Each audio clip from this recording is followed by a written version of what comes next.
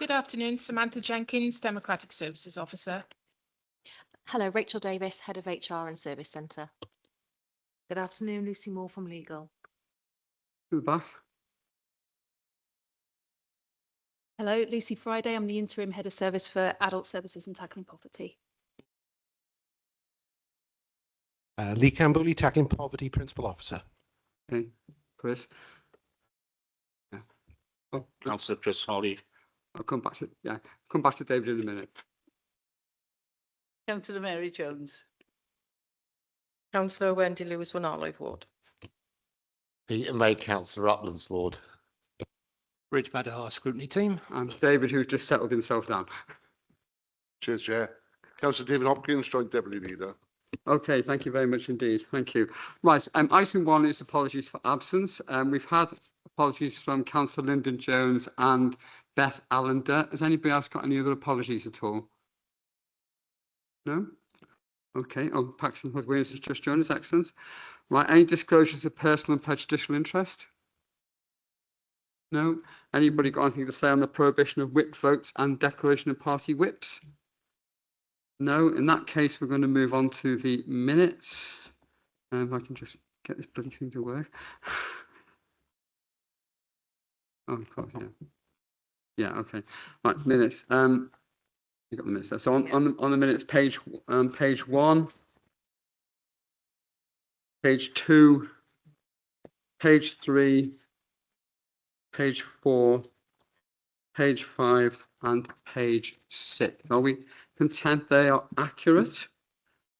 Yeah, lovely, thank you. In that case, then, public question time. We've had no public questions received. So we're going to go straight on to the draft Tackling Poverty strategy. I've got Councillor Alison Anthony, who's the Cabinet Member for Wellbeing. She's online, supported by Lucy Friday and Lee Campbell. I believe Amy Hawkins has sent her apologies. Yeah, so Alison, do you want to introduce this? Yes, thanks, Chair. And like you said, we've brought today our new sort of strategy, poverty strategy. We update these, we refresh them. We've been working on this since 2023 now for our latest version. The last one was 2017. As you know, things alter, and we need to refresh. We've looked at the sort of terminology and looked far more in a strategic way this time. And as we go through, you'll see that it's very much based on what people have said to us. We've heavily been involved with the Poverty Truth Commission. We've gone out and spoken to many people, and therefore what we're hoping to show you, for you to come across, is the fact that this strategy is sort of really, in layman's terms, what people want, what people understand. We want an easier read, and it's very much done in partnership working. So I know we've seen your questions, thank you, and we'll go through them and everything now. And Lee is here, and we'll go through this strategy, and any questions we'll happily answer. So thanks, Chair. Lucy or Lee, do you want to add anything? We assume we've read the report. Okay, you're fine. Okay, well, I'm going to go to Chris Holly then with the first question. Yes, thank you, Chair. Thank you very much to Alison and Lee. One thing I'd like to know is, we know that the previous strategy is from 2017, and the process of refreshing the strategy began in 2023. So what's the main differences between 2017 and now? Thank you, Councillor. Yeah, very happy to answer that question. We've obviously done a lot of changes to the sort of the structure, the layout, the content, as you can imagine. A lot has happened since we published the last version in 2017, the cost of living crisis, pandemic, and so on. So we've taken a lot of those factors on board in how we've planned and put the document together. But I think, to answer your question, really, in terms of the main differences around the content, there's an updated definition of poverty, which we've developed really in collaboration with more people. I think we've done a survey with residents and with organisations. We had over 300 responses to our survey. One of the key questions we put forward in that particular survey was, what do you think of the definition? Can it be improved in any way? And we had lots of different contributions to that. I think we've simplified a couple of things like the key aims. We've now got 3 really strong central aims to what the strategy is trying to achieve, as opposed to the 7 more generic aims I think we had in the 2017 edition of the strategy. And I think our themes, the priorities within the strategy are a lot more targeted, so into things like digital inclusion and others that I'll come on to, I'm sure. So I think there's also more of a focus in this strategy about kind of a call to arms, so to make it much more of a Swansea together sort of strategy, where we are asking for communities, partners, people who are part of the journey, if you like, to all be part of this strategy going forward. So broadly speaking, the detail of poverty that sits behind it, poverty itself hasn't changed tremendously in the last 8 years or so, but really how we approach it in terms of a strategic approach has been updated in the document. So I hope that kind of covers the main differences between the last version. I understand part of what you say, because obviously we are in a totally different world the number of years onwards, nearly 8 years, and the change in that has been phenomenal, and probably the definition as well of what poverty is actually going to be may have changed. But what concerns me more than anything else is the fact that if we are updating something, are we updating it in a way in which we can make it a living document, as opposed to a document that's, here it is, now let's do this and carry on. But if it is a document that we can say, this is what it is at the moment, but we can add to it because we learn as we go along, I think that's what, I would like to ask the question, if we can do that. Very happy to come back on that. This is very much going to be a living, breathing document for the purposes of continuously refreshing how we're getting on with achieving the things we're doing now, and then looking at new ways that we can improve things. So one of the things that we want to do on the back of the strategy is to co-produce the action plan with people with lived experience, and that's going to come through really strongly in sort of like the next steps. And then that allows us to constantly refresh, constantly go back with people with lived experience telling us the things that we should do different, or perhaps directing our course a little bit. So I absolutely agree. It's definitely going to be a living, breathing document from a perspective of constantly maintaining it, not leaving it get to 8 years, kind of which where we are now. But also it's going to be a case of all of the stuff that comes underneath it, the way we measure and manage the outcomes, the way that we deliver actions at a very sort of local area perspective, really focused on helping people and families in more dire consequences. So yeah, it's all going to translate and be connected through the strategy. Can I just look at the definition? I got the impression this is a very wide definition. It seems to encompass virtually everything you can think of under the sun. And I think, there are so many people who could say, well, I can't actually afford a particular form of transportation or something like that. So, and therefore I must be in poverty. I mean, do you think this is too wide? I mean, that's certainly an important bit of feedback. We're looking for the public consultation to give us that sense of, have we hit the mark right? I think my view is we've kind of looked at lots of different definitions, the ones by the UN, the ones by the UK government, etc. And a lot of them are very financially focused. And one of the key bits of feedback we had when we did the survey in 2023 was, make it simpler, make it more real terms, make it about what people can associate with, and say, I understand that means me, I can associate myself with that definition. So, some of the comments we had, it's not just about struggling financially, recognizing the impacts of poverty in the definition, the impacts on families, etc. So I think we have broadened it a little bit to make sure we're covering the breadth of poverty and all of its impacts, etc. I think one of the most important sort of bits of feedback I'm looking for when we go out to public consultation is, does that allow more people to recognize themselves as being in poverty or impacted by poverty, and then to come forward looking for help? Because, for instance, using the minimum income standard within our definition, it's great for us to do measurements and so on, but most people on the street wouldn't be able to directly say, yeah, I meet that sort of threshold. So we're trying to translate it into an easier to understand language for people to recognize themselves. But again, this is really going to be where we're testing the waters and trying to make sure that this definition makes sense to people. How does it tie in with the Welsh Government's definition? So the work that they've done in the child poverty strategy for Wales, again, is Yeah. quite broad. And the objectives they've got are less focused on sort of financial aspects than they were in the past. But again, we've looked at things like relative income as a definition, deprivation as a definition. They're all just slightly not quite aligned when you try to compare them to each other. And it's a bit of work we've done to just try to see where it kind of fits in the middle.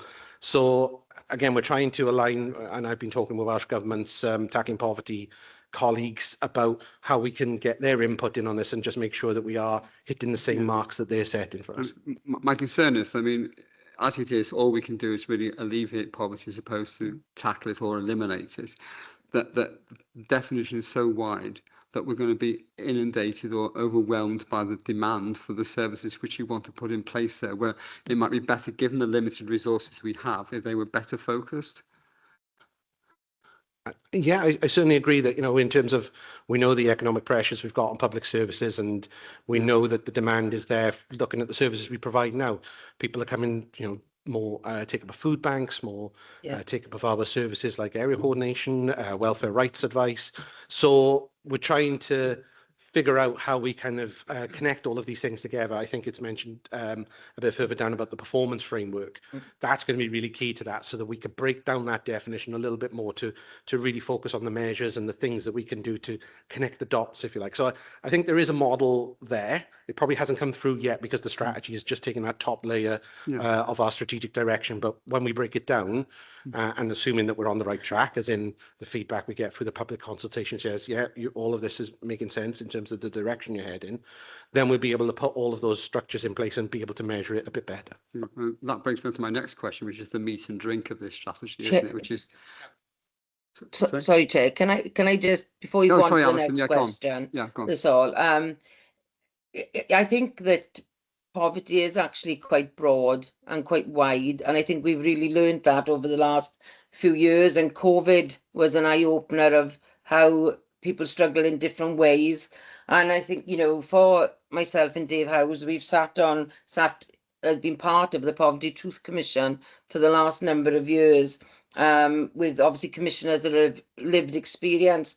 And what you sort of come to realise is you can't just go on, you know, you could go on the Bevan report or whatever and say a single person must have 28,000 not to be in poverty. There are couples in the 60-odd thousand. If two people who are working for the council alone, many of them will be classed as being in poverty. Do you know what I mean? And if you look at the local food banks, there's many in-work poverty. Most of this ward year, the struggle are in-work poverty. Do you know what I mean?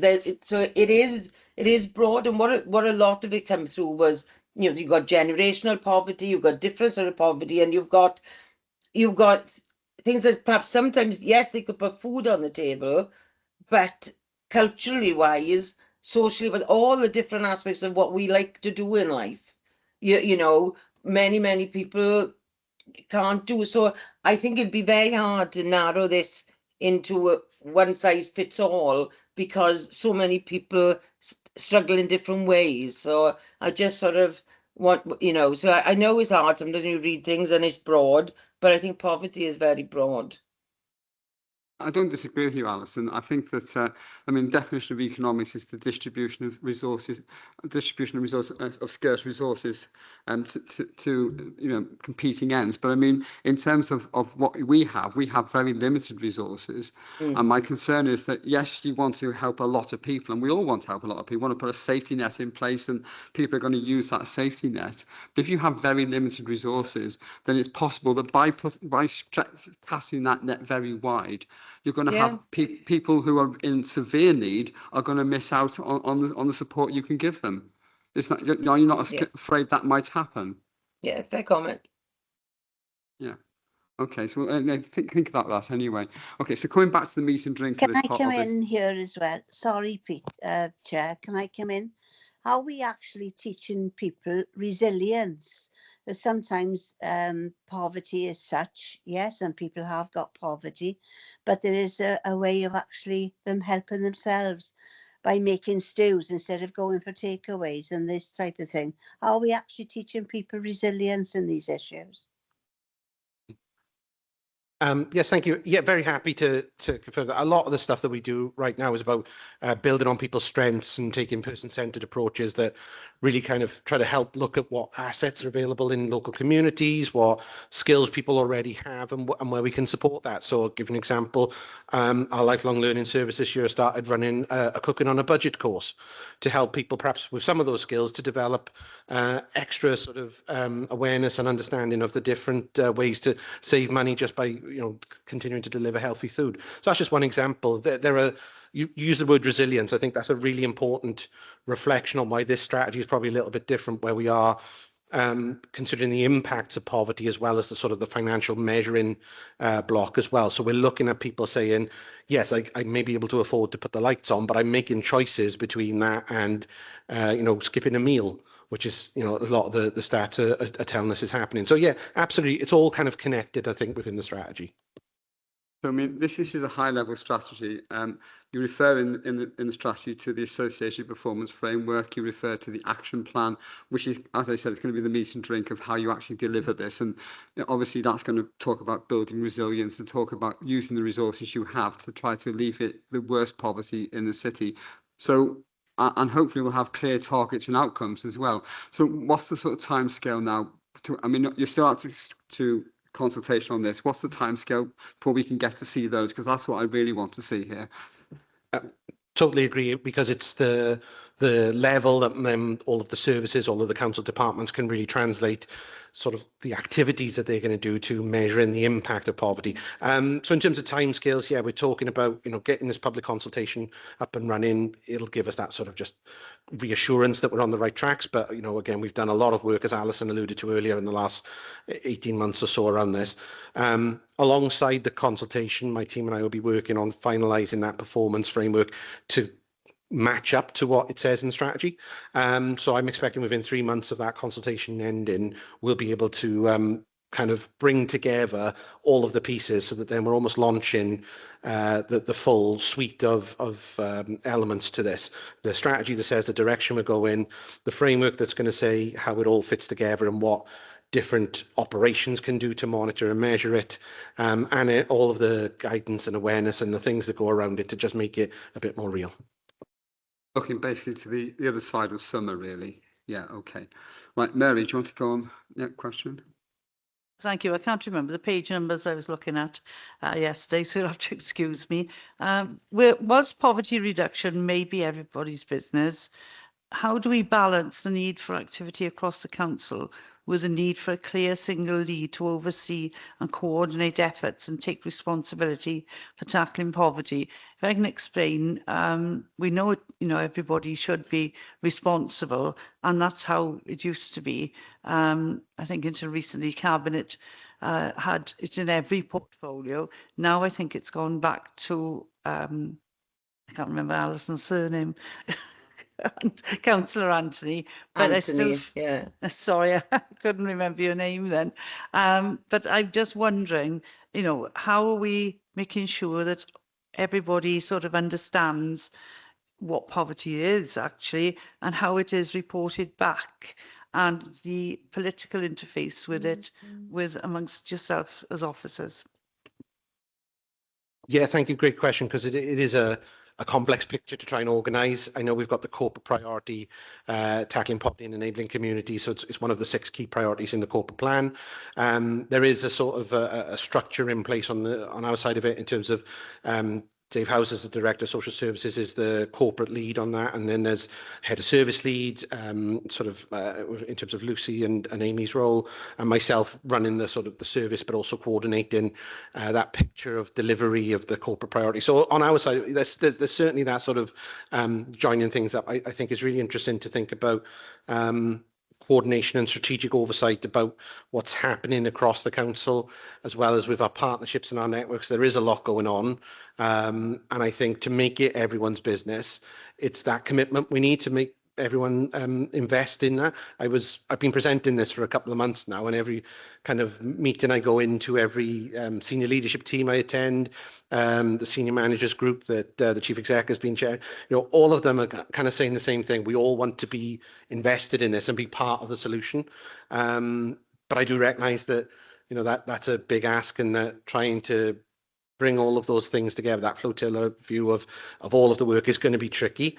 I'd love that to kind of then be supported in terms of making sure we've got the right resources and assets in place to do that, to have the tools to measure everyone's contribution.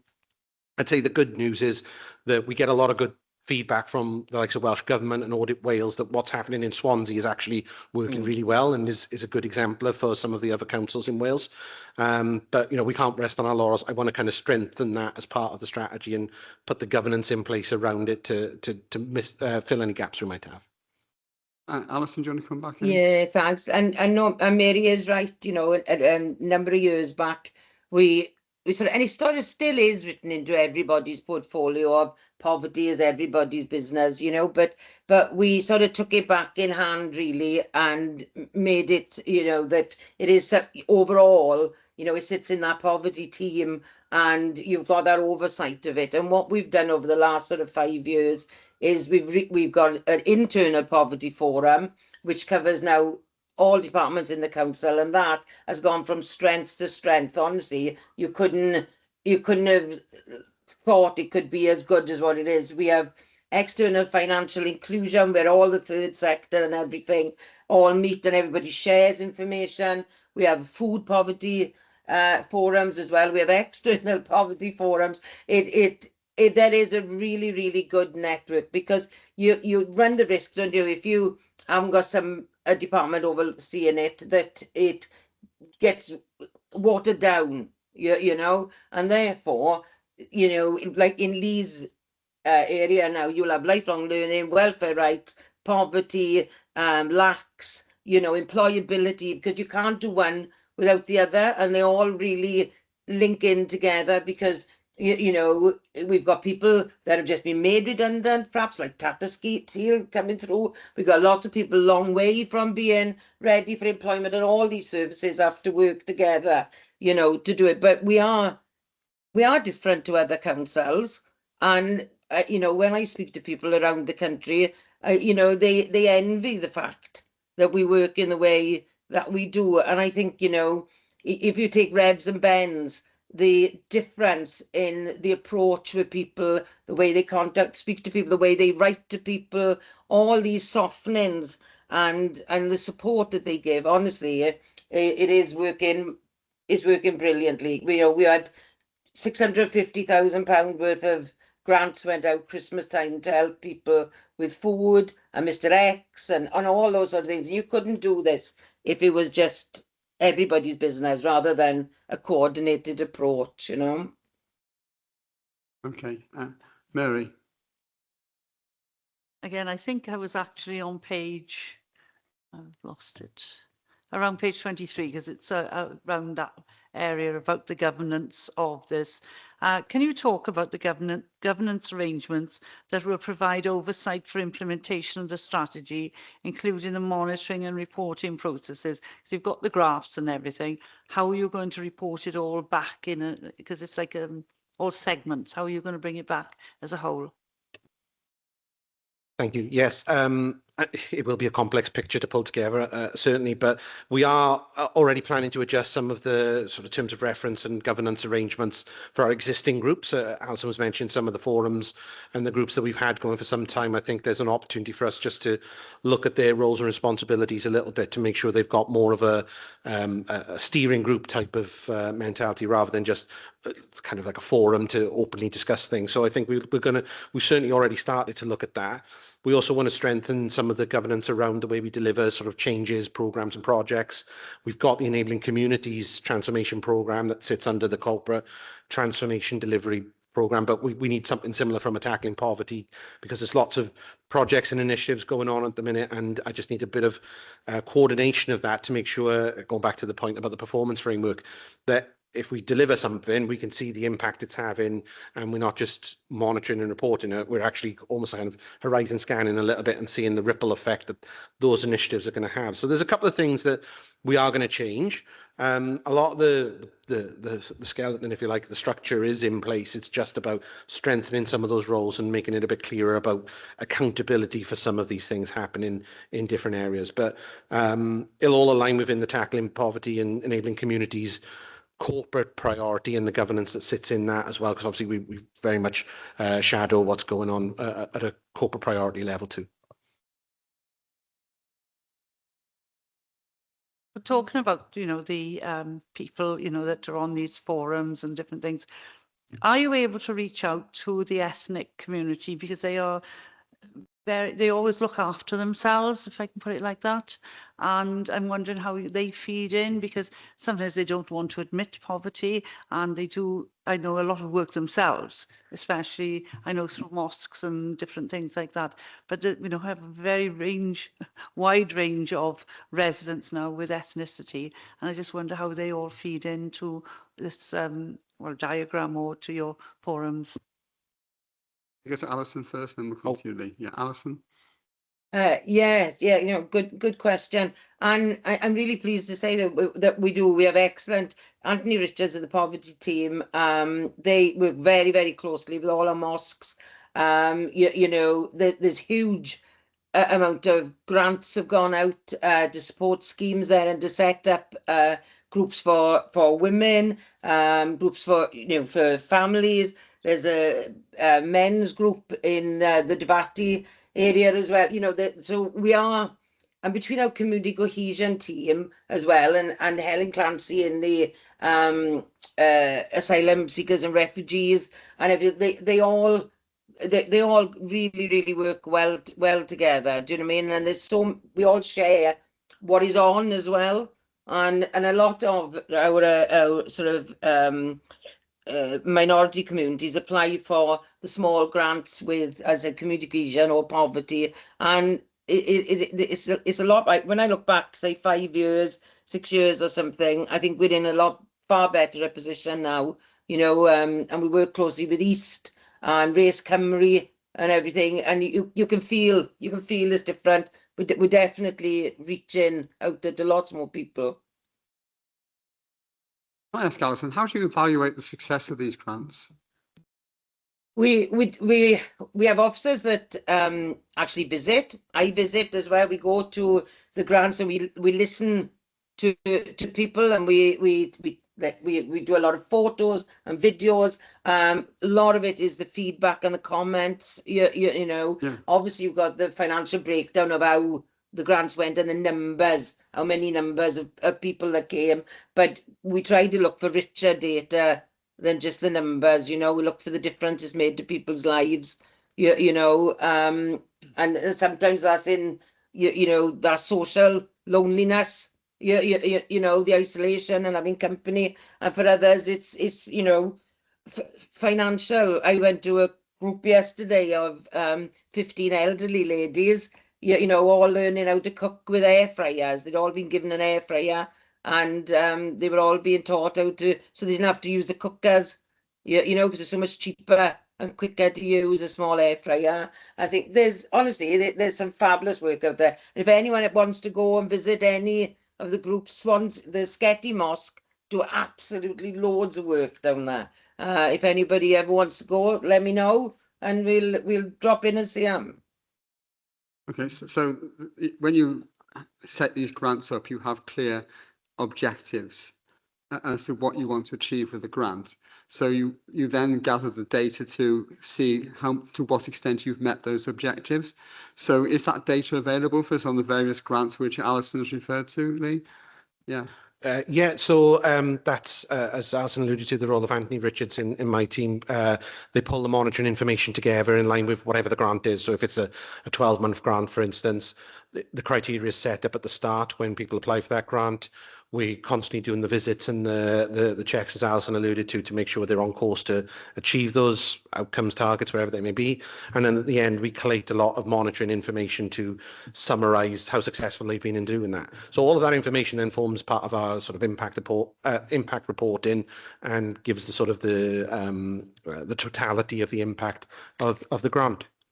Is it possible you could send us some examples of the evaluation of these grants so we can see for ourselves, what they've achieved and whether they've achieved those objectives? Okay, right. Okay, Mike White, you've got a question. Are you there? Yeah, thanks, Chair. Yeah. Your camera's off, Mike. Yeah, I know. I'm about to join on my tablet. I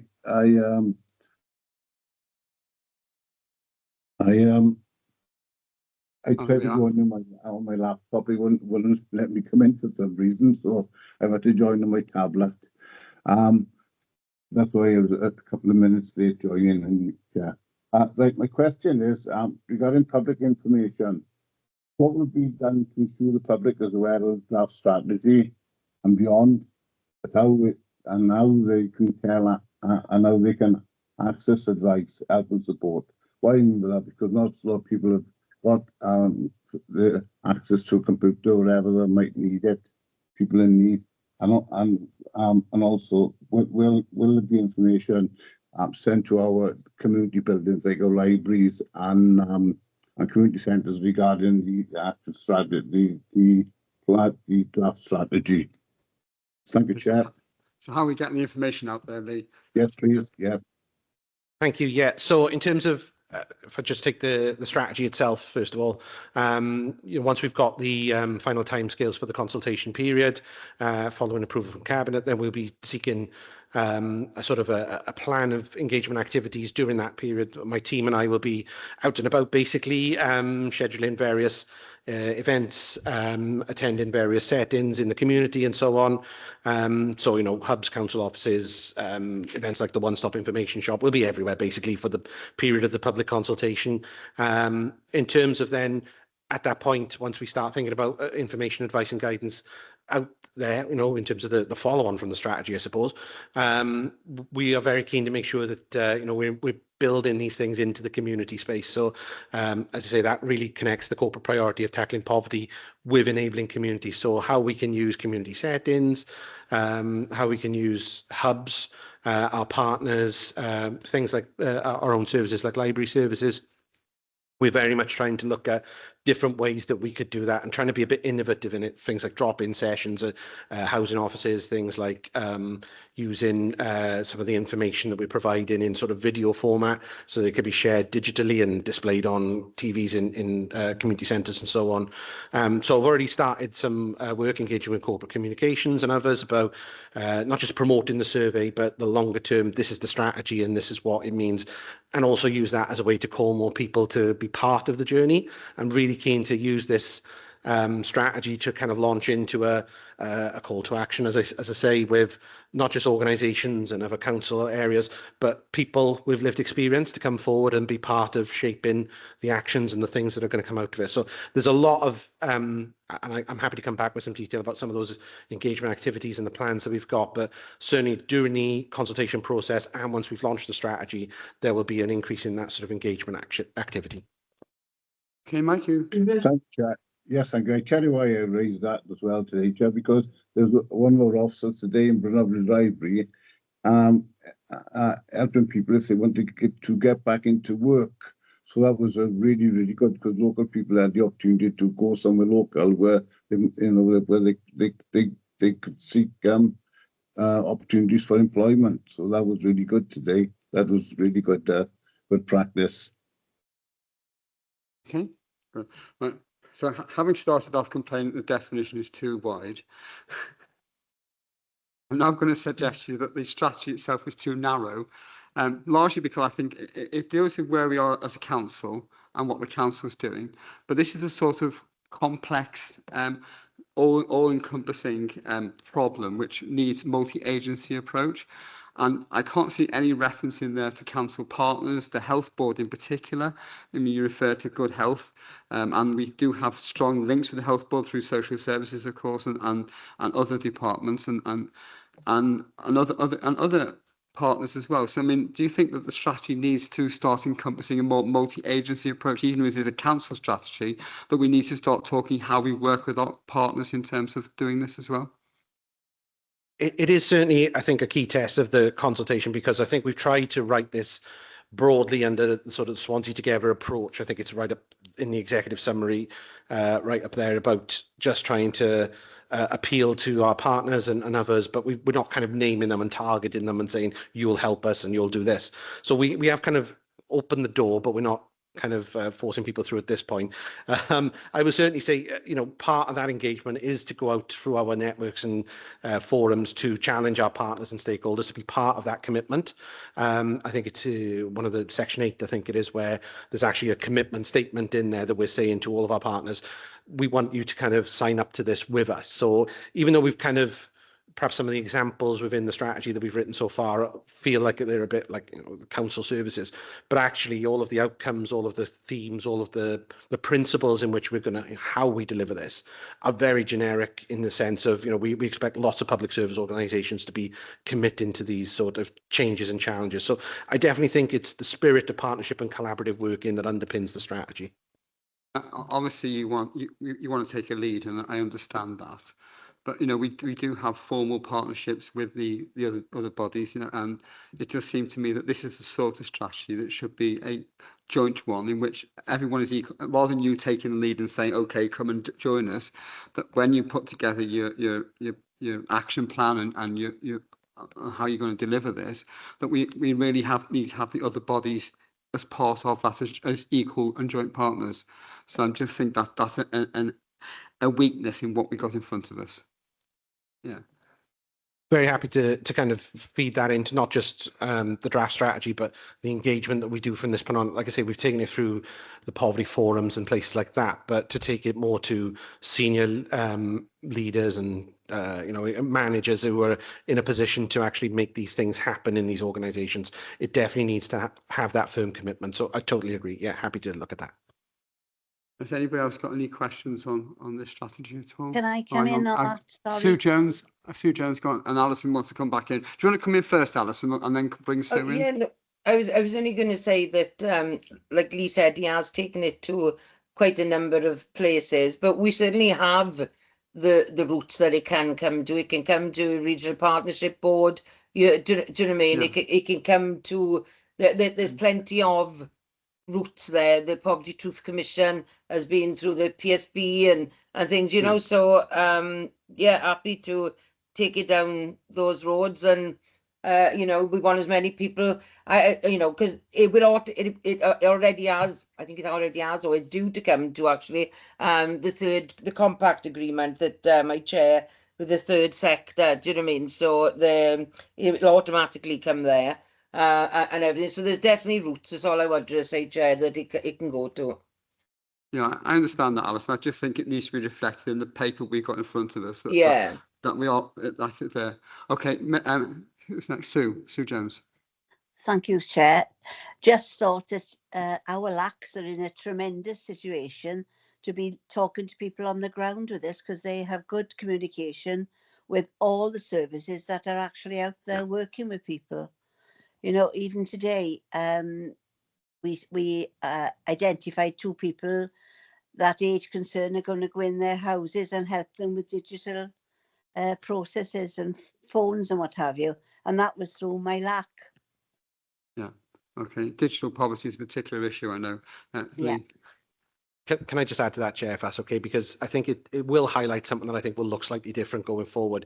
This idea about, and local area coordination is a good example where for tackling poverty to be really effective, we need to build strong trusting relationships with the people in our communities so that they know we're trying to help them and that they're accepting the support we've got, because it is such a very sensitive topic. And for a lot of people, this is why stigma is one of those sort of key themes in this, to overcome some of those challenges. So I totally agree with what the council said. It's kind of using some of the tools that we've got, like local area coordination, to build those strong connections to help us on that journey towards overcoming poverty. Yeah, and I repeat what I said in the last meeting we had this, which it helps if you've got all your area coordinators in place, in post, so you don't have gaps, particularly in some of the poorest communities. Yeah. Okay, Francesca. Thank you, Chair. Really interesting to read the report, and thanks to Alison and the officers working on it. I understand that there's lots of elements to it, but another side that I'm really interested in finding out is how we getting people out of poverty, in terms of how we measuring that, because that's what the ultimate goal is, because we don't want people staying in that rut wherever they've fallen on a hard time or it's a long period of time. How are we getting them out? How is it measured?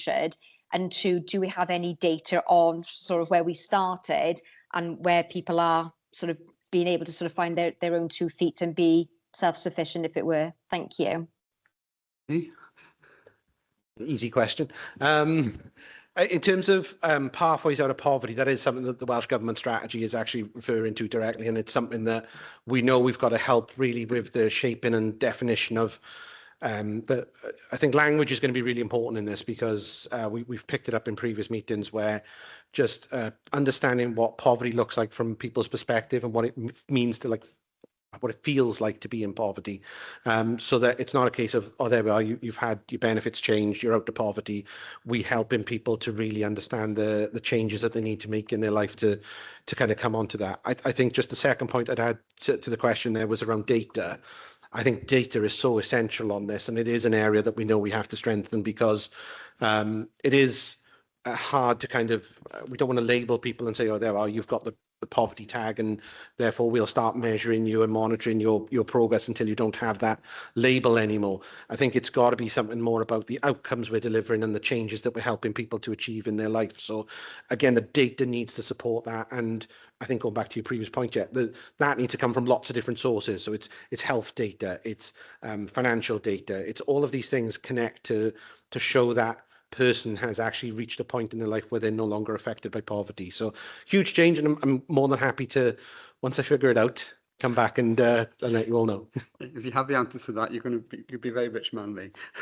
Are you okay with Francesca? Anything you want to come back on that? No. Oh, does Alison want to go in, and then I can... Yeah, please. Yeah, I'm going to bring Alison in if you came back. Yeah, go on, Alison, then. Okay, yeah. I was only, you know, we've got many services that are often jointly working with somebody, you know. So if the local area coordinators in there, often lifelong learning are involved, or the employability team, or everybody, you know, certainly welfare rights underpins it all, you know. But I just received, funny enough, this afternoon, a lovely email that was sent to me from a lady who had been out to work for a while, was very lacking in confidence and everything. And she'd written a lovely email to one of the mentors in the employability team, Janine, for helping change her life around, for helping her get back on her feet, for giving her the confidence to become a childminder. She worked with her the whole way, got her on the courses, got her registered, even found her somewhere that would donate toys and everything to get started. And she is just about to open the doors to her business as a childminder, you know. And this email was just beautiful in what difference this one person has made to her life. It's a whole different life, and it brings you out of poverty and gives you self-worth with it, you know, and hopefully on to better. And that's just one example. You know, our communities for work are above the targets of what they've got in. We regularly top of the leaderboard for getting people into work. And I've just signed off £100,000 grant today to get people with disabilities into work and everything, you know. So there's lots going on, but it is the whole team, you know. Okay, Francesca. No, thank you. And it is nice, and it makes it worthwhile when you do get those comments back, isn't it? Even though sometimes it's that one email, it does put things into perspective. But I suppose that's what you want to see, isn't it? You want to be lifting those people out. And I've just when you mentioned about the job and providing people with the skills and the training, does the council work with People's Plus? Because I know I visited them about a year ago, and I was so impressed with what they do there. And if that was something that the council tap into. There's a huge amount of partnership. There's all list. Do you know what I mean? And they all sort of they'll get different grants and different targets, different ages, different projects. You know what I mean? And they'll all then refer into each other, make sure that nobody is left. You know, there's always someone that can work with the person, isn't it? Do you know what I mean? And everything. So if you go into any of our hubs. And like Mike was saying, that obviously some of the employability team in the libraries as well, but there are hubs all around the city as well. Do you know what I mean? They will find the right work for project for you, course for you. You know, lots of people need to reskill when they've lost jobs. They need to go in a different direction. You know, and there's huge turnovers of getting people into work. And we work with gosh, there must be about 30 agencies, you know what I mean? Yeah, yeah. Okay, any more questions on this item at all? No? Okay, can I thank you very much for coming along?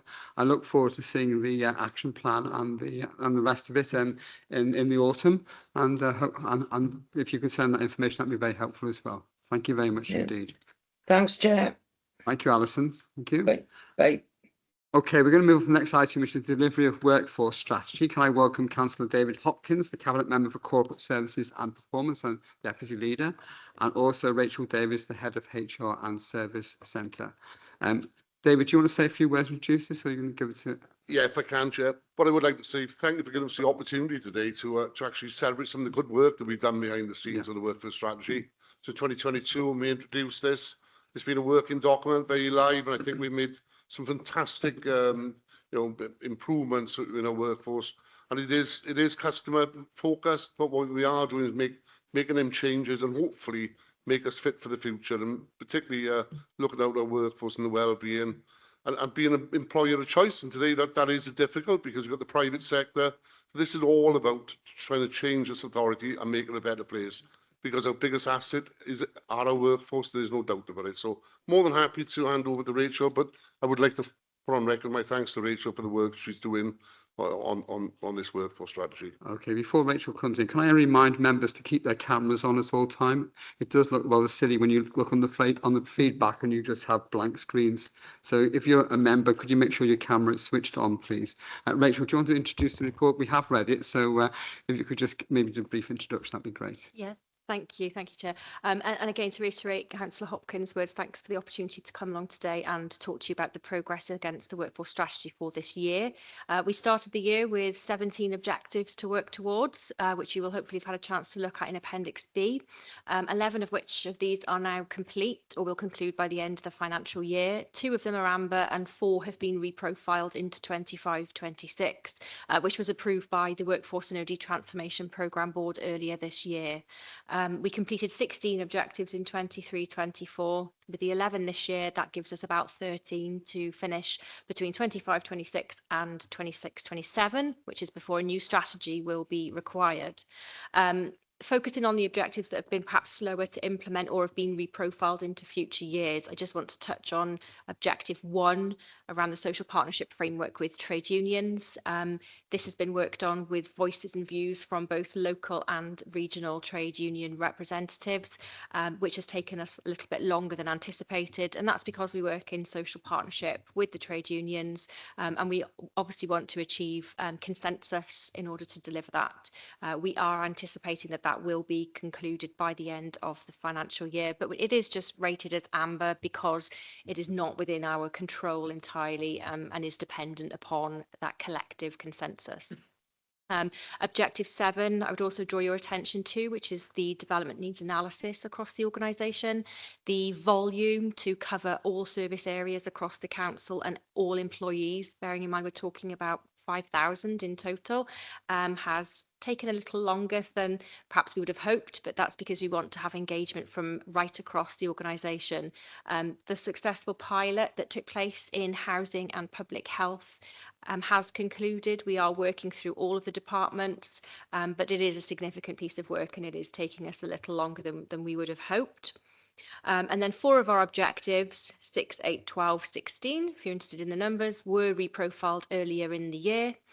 It was aspirational of us to have perhaps 17 to complete in 1 year, and the resources required to deliver that, combined with business as usual activity, have meant that juggling priorities have had to be considered at times during the year.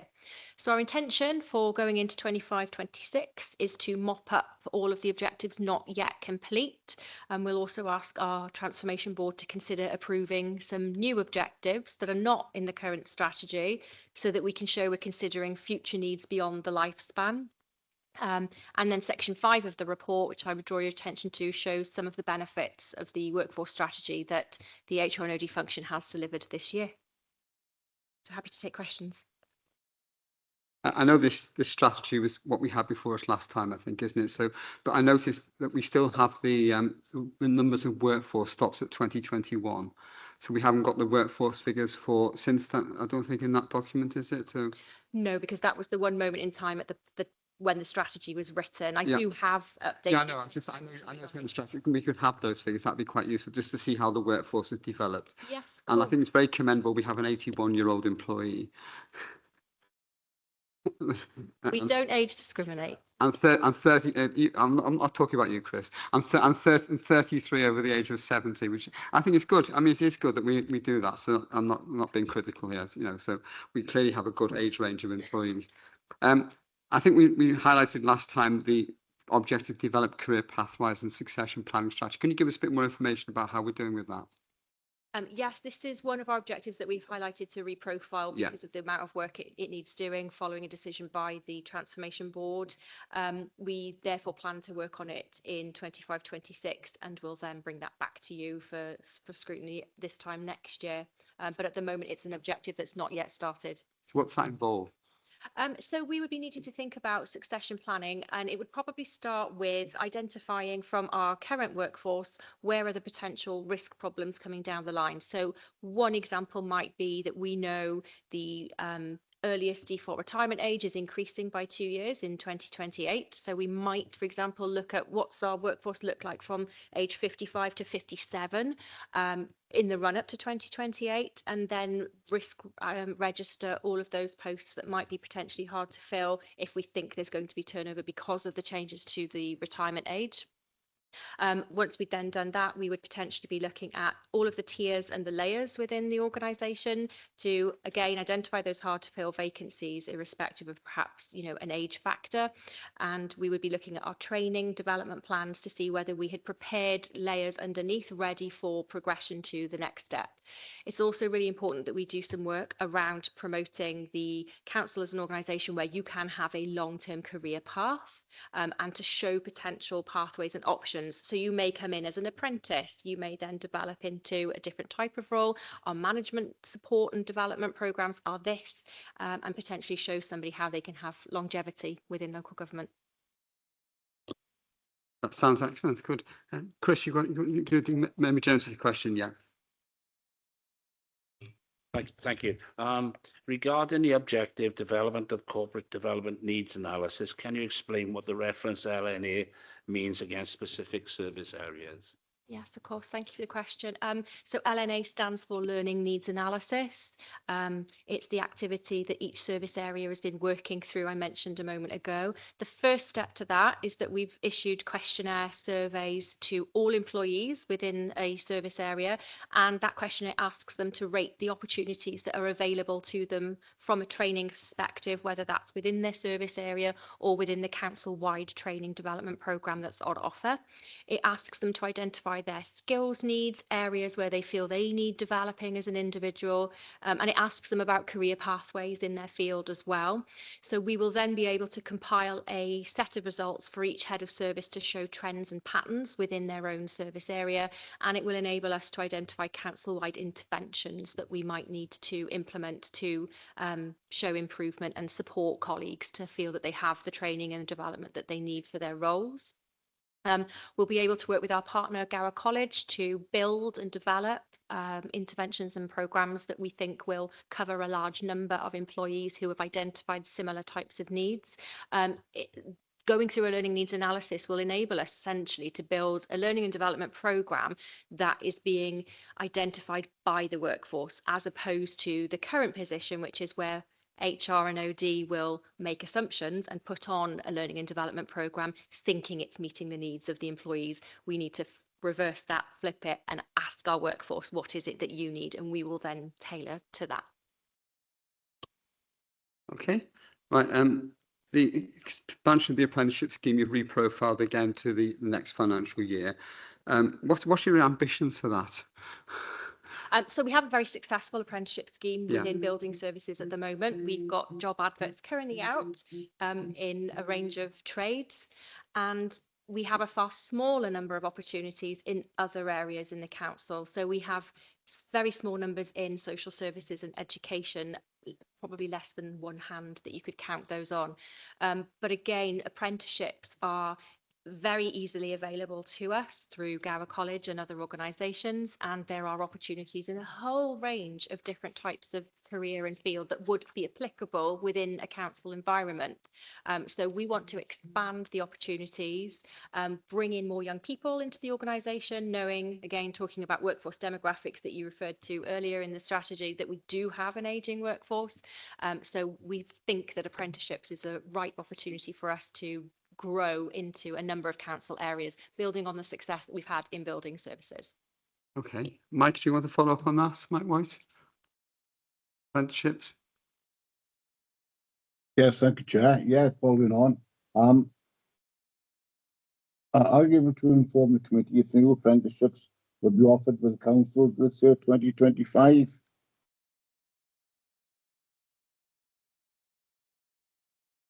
Did you hear that, Chair?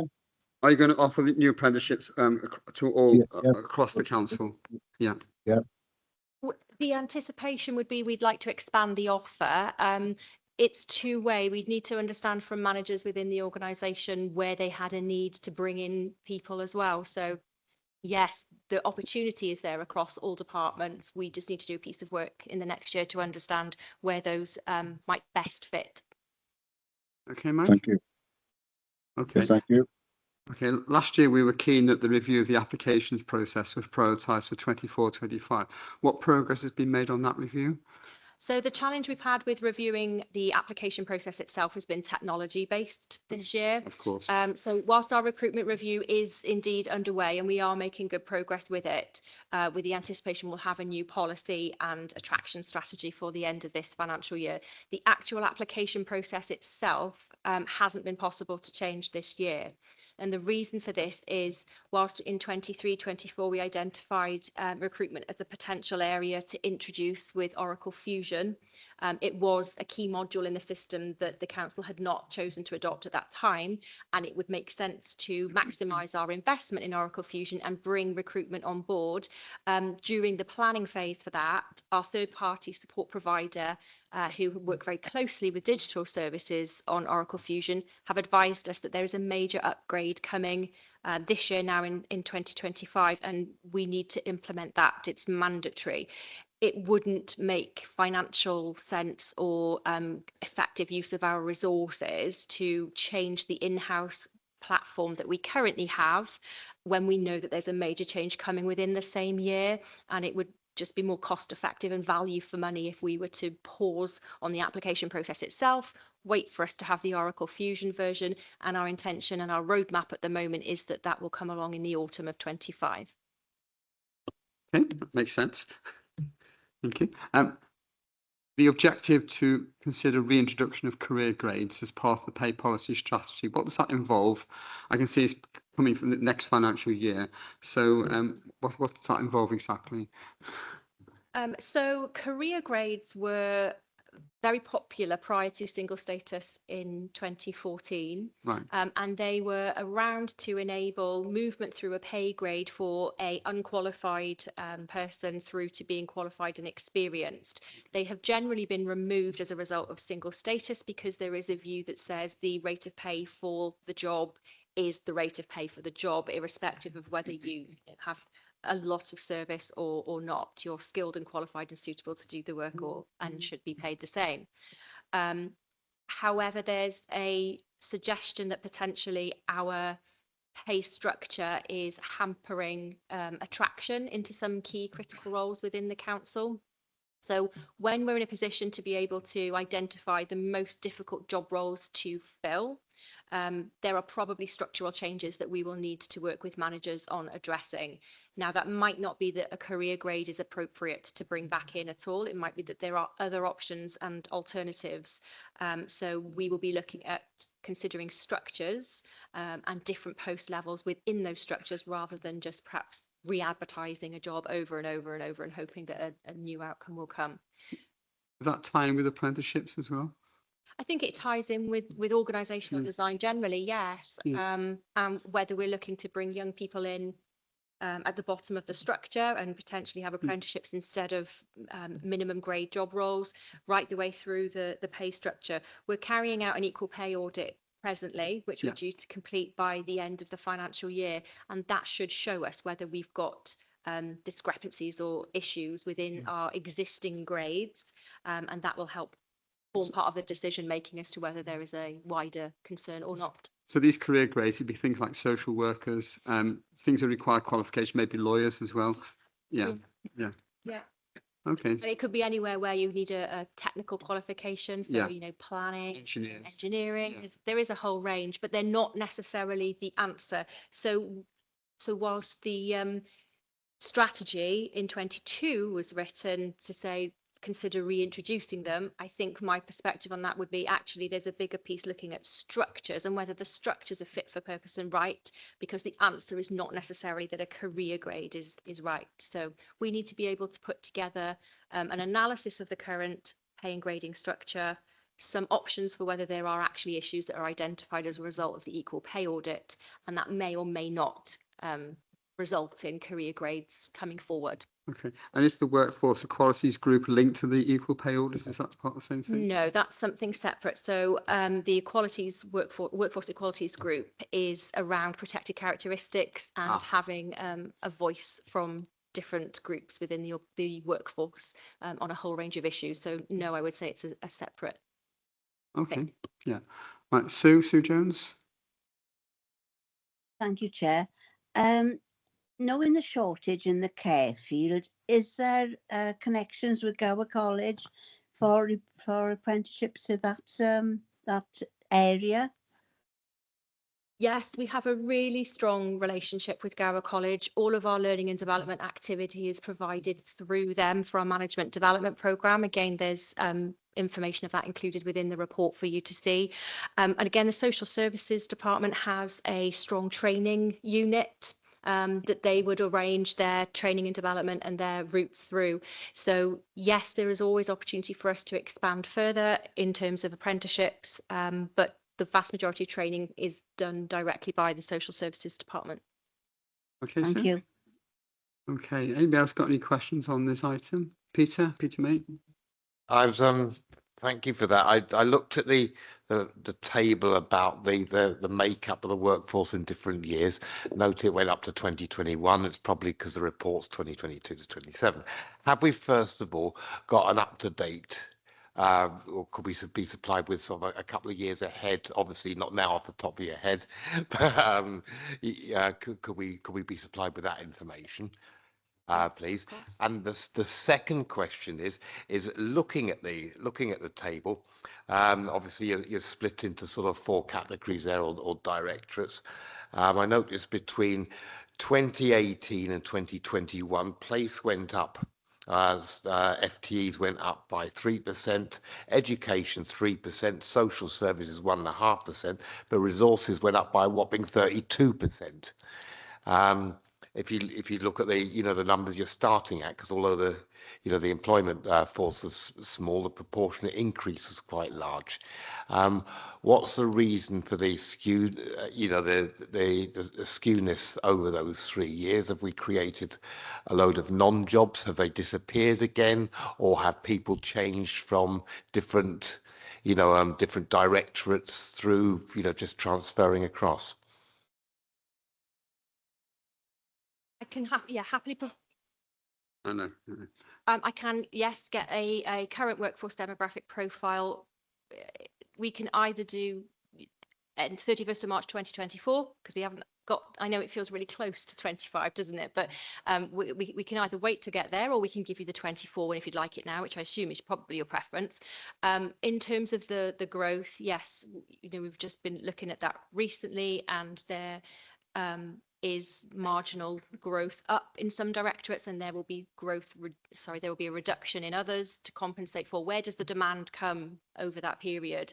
And whilst our headcount generally is pretty static over the last 8 to 10 years, if you look at it as a whole number, what you will see if we break it down further than that, which is just directorates, and if we were to give you service areas, the story you would see is that where demand has increased, so child and family, for example, you will see that resources are allocated accordingly. And then where there has been potentially process efficiency improvements in areas such as digital services, you'll see a reduction. So we are able to flex the resource to where the demand fits. So that will explain the movement that you see whilst the headcount remains generally static. But I will provide the workforce data for 24 to show you. The reason I raised it, we weren't talking about resources going up like by 5% or something. We were talking 32 compared to only 3s and 1s for the other 4. You know, so as I said, it's huge. While you're on these tables, I mean, I know this document is out of date by a few years.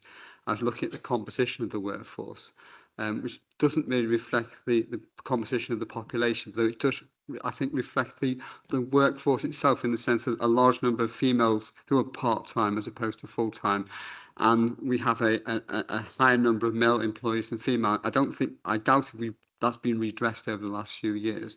But is it an ambition as well to try to redress that, to maybe get a better balance in the workforce between male and female? Or are you expecting that females may go for more part-time roles?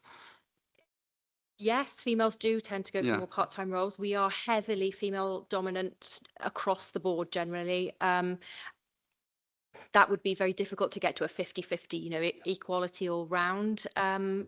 Just because of the type of the job roles that we have, we know females are more likely to work in the caring sector. We know they're more likely to work in primary education, for example. But it is an aspiration within our strategic equality plan to have a workforce that is representative of our communities. And where I mentioned earlier around protected characteristic networks and having equality networks, that's an activity and an action that we will be bringing forward to being able to hear that and then encourage greater representation in our workforce through our recruitment strategy. So we are mindful of it and we aspire to have a representative workforce, but the numbers are very significantly skewed in favour of part-time female workers, yes. Yeah, you'd expect from one of the biggest employers in the city, yeah. Okay, that'd be very helpful, thank you. Anybody else got any questions? No? Can I thank you very much? That's really helpful and very educative, and I look forward to receiving the further information from you in due course. Thank you, Rachel. Thank you, David, as well. Thank you. Okay, so item 8 is the Scrutiny Performance Panel Progress Report. We've got Child and Family Service. Can I welcome the Lord Mayor and Councillor Paxton Husband? Do you want to add anything to the written report, Paxton? Thank you, Chairman. You'll make me blush giving me titles like that, but that's another story, I guess. Basically, you've got a report in front of you. You've had this agenda for some time. I'm sure everybody's had a chance to read it. There's very little I want to add to it. In fact, there's nothing I really want to add to it at this stage. But what I will say, if anybody's got any questions, I will be happy to try and answer them as best I can. Anybody got any questions for Paxton on this panel? No? Okay, thank you, Paxton. Very helpful. Thank you. Could I just say one thing on that case, if I may? Of course you may. Chairman. As I say, it's a comprehensive report.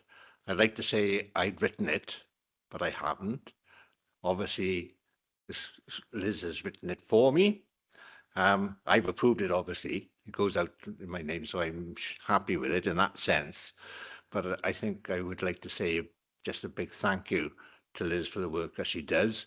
I think the team is quite small for a team which is a very important role in terms of scrutiny as far as the council is concerned. And I'm sure I speak for all the conveners when we say we appreciate the work that is done on our behalf to make sure that we can successfully hold this the executive to account for what it does. Thank you. I think we're all dependent on the scrutiny team, and they do a fantastic job. And I'm just pleased that we were able to keep them together in the face of threatened cuts a few years ago as well. So that's really good. Thank you, Paxton. Okay, item 9, membership of scrutiny panels and working groups. There's one change, which is that Councillor Chris Evans is coming off the Trees working group. And then item 10 is the scrutiny work programme.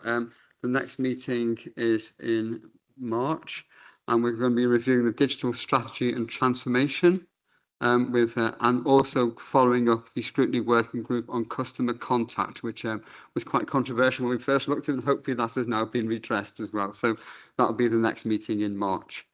And then item 11 is the scrutiny letters for information, and item 12 is the date and time of upcoming scrutiny panel working group meetings, also for information. So if there's nothing else, can I thank you all for your attendance and thank you all for taking part today. Thank you. Cheers.